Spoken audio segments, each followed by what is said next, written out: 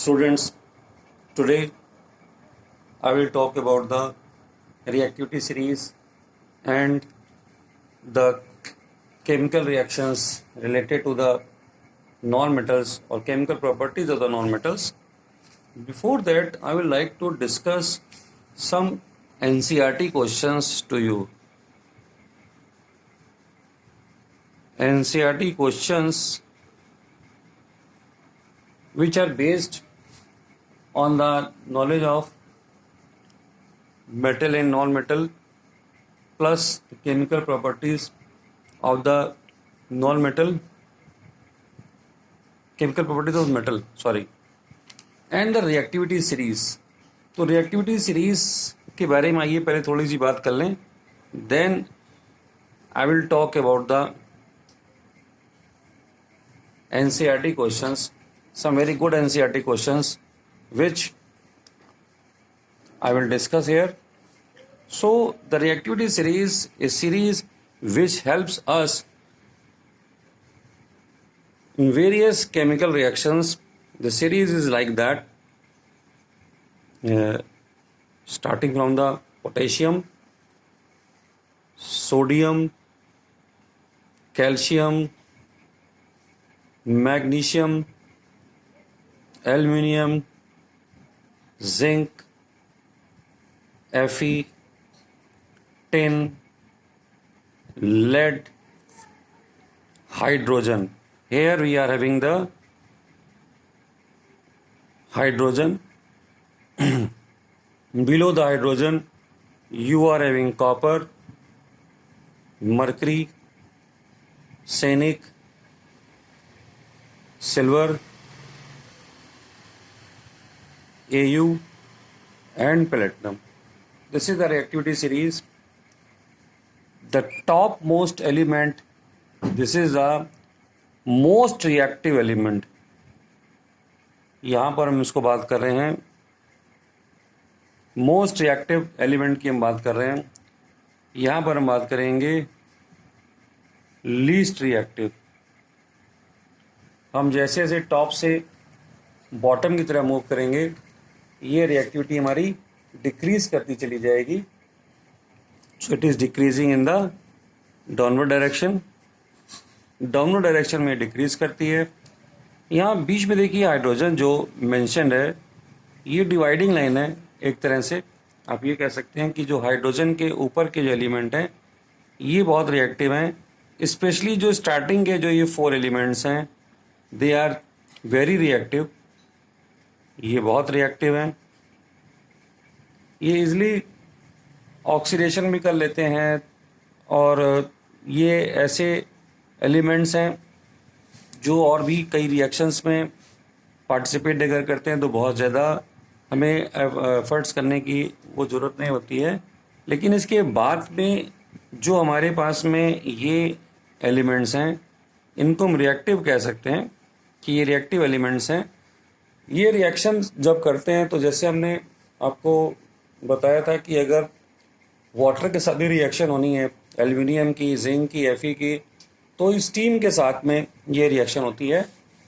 तो कुछ extra efforts करने पड़ते हैं, कुछ और ज़्यादा कंडीशंस अप्लाई करनी पड़ती है, तब ये जो है रिएक्शंस हमको देखने को मिलते हैं. तो अब इसको हम लोग अगर थोड़ा डिफाइन करने की कोशिश करें तो हम कह सकते हैं जो रिएक्टिविटी सीरीज है it is a arrangement of metals here in order to decreasing reactivity. From top to bottom it is a decreasing reactivity. So on the basis of this chemical reaction is called the. अब ये जो series बनी है it is on the basis of chemical reactions को देखकर इसको बनाया गया है इस सीरीज को. तो यहाँ पर जैसे बात करें आपने डिस्प्लेसमेंट रिएक्शन देखे होंगे. So here we can say like zinc अगर रिएक्शन कर रहा है कॉपर के साथ में तो zinc can displace copper from the copper sulphate solution and you will have zinc sulfate and copper. But if you add copper to the zinc sulfate, then this reaction is not possible, ये reaction possible नहीं है। तो ये idea हमको यहाँ से ही मिलता है। सिंपली हम ये कह सकते हैं, विदाउट डूइंग एनी एक्सपेरिमेंट, हम कह सकते हैं कि जो एलिमेंट ऊपर प्रेजेंट है वो अपने नीचे वाली एलिमेंट को डिस्प्लेस कर सकता है, लेकिन नीचे वाले एलिमेंट ऊपर वाले एलिमेंट के सॉल्ट में से उस एलिमेंट को डिस्प्लेस नहीं कर सकता है। This is the knowledge we are having from the reactivity series. Okay, अब हम बात करते हैं जो एनसीईआरटी क्वेश्चंस की हमने आपसे बात करी थी। एनसीईआरटी के कुछ क्वेश्चंस ऐसे हैं जो इसी के ऊपर बेस्ड हैं और वो हमें देखने हैं कि क्या क्वेश्चंस हैं। पहला क्वेश्चन उसमें ये कहता है कि बताइए कि केरोसिन को हम लोग जो है, जो फर्स्ट क्वेश्चन है एनसीईआरटी का, कि why sodium kept in the kerosene, why sodium is kept in kerosene. तो केरोसिन ऑयल में इसको हम लोग क्यों रखते हैं, उसका रीज़न ये है simply because sodium is highly reactive. ये हाईली रिएक्टिव वाली मेटल हमारे पास में, तो ये क्या है, एटमॉस्फेयर में जो ऑक्सीजन है उसके साथ में रिएक्शन कर सकता है। तो उसको प्रिवेंट करने के लिए, to prevent the reactions with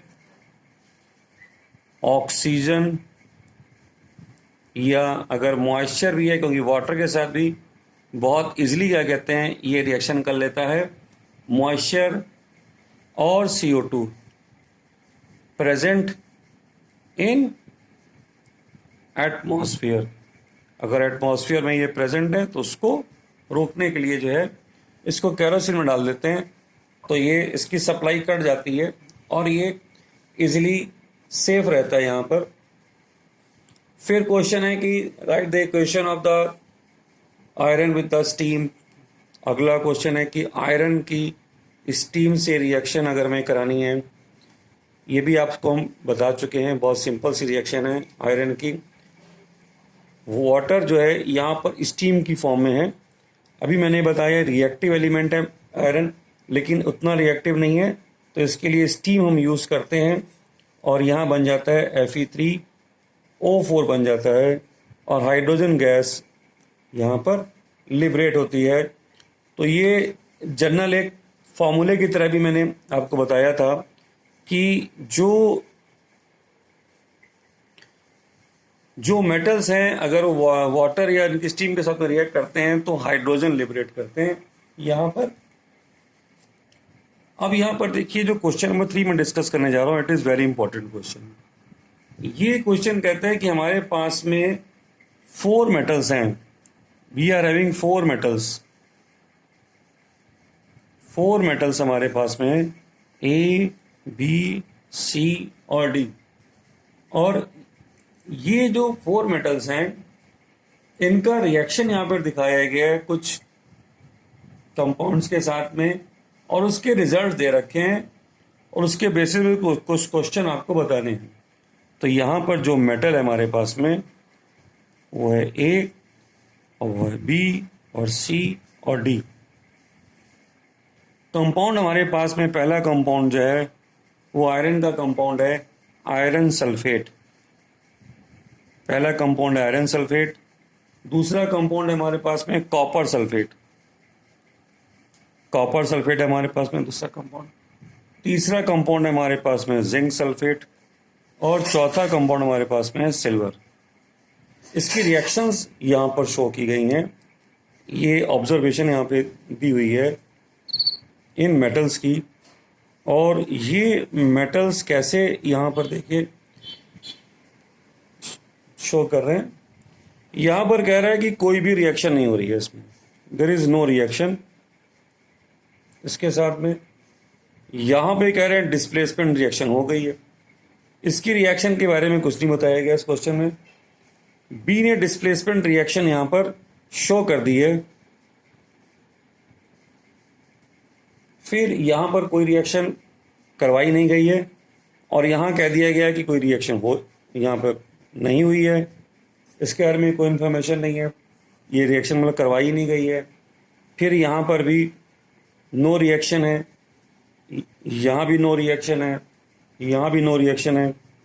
यहाँ डिस्प्लेसमेंट इसने शो कर रखा है सिल्वर के साथ में, यहाँ भी नो रिएक्शन है, ये भी नो रिएक्शन है। तो ये किसी के साथ में रिएक्शन यहाँ पर नहीं हो रही है।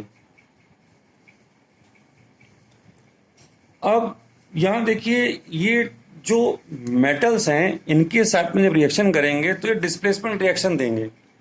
तो हम करें क्या यहाँ पर, इसमें हाँ क्वेश्चन क्या है, पहला क्वेश्चन क्या है, which is the most reactive. पहला क्वेश्चन है विच इज मोस्ट रिएक्टिव, और दूसरा क्वेश्चन है कि इसको अरेंज भी करना है हमको, अरेंज करना है हमको ABCD को। I have to arrange ABCD in decreasing order of reactivity। तो हमको सबसे पहले तो ये रिएक्टिविटी सीरीज हमको याद होनी चाहिए। तो इस रिएक्टिविटी की सीरीज में हमको ये पता है कि ये जितने भी मेटल्स हैं हमारे पास में, आयरन, कॉपर, जिंक, सिल्वर, इनकी रिलेटिवली क्या पोजीशन है सीरीज में। तो अगर हम देखें टॉप टू बॉटम, तो हमारे पास में इनमें सबसे ऊपर कौन है, Fe। यहाँ पर Fe के बाद में उसके नीचे हमारे पास में है जिंक, जिंक के बाद में हमारे पास में है कॉपर, और इसके बाद में है सिल्वर। तो यहाँ पर देखिए, जो 4 एलिमेंट हमने यहाँ पर लिए हैं, ये ना तो इसको डिस्प्लेस कर पा रहे, कोई रिएक्शन नहीं दे रहा है, ना कॉपर के साथ में, ना इसके साथ में, ना सिल्वर के साथ में, किसी के साथ में ये एलिमेंट डिस्प्लेस नहीं कर पा रहा है।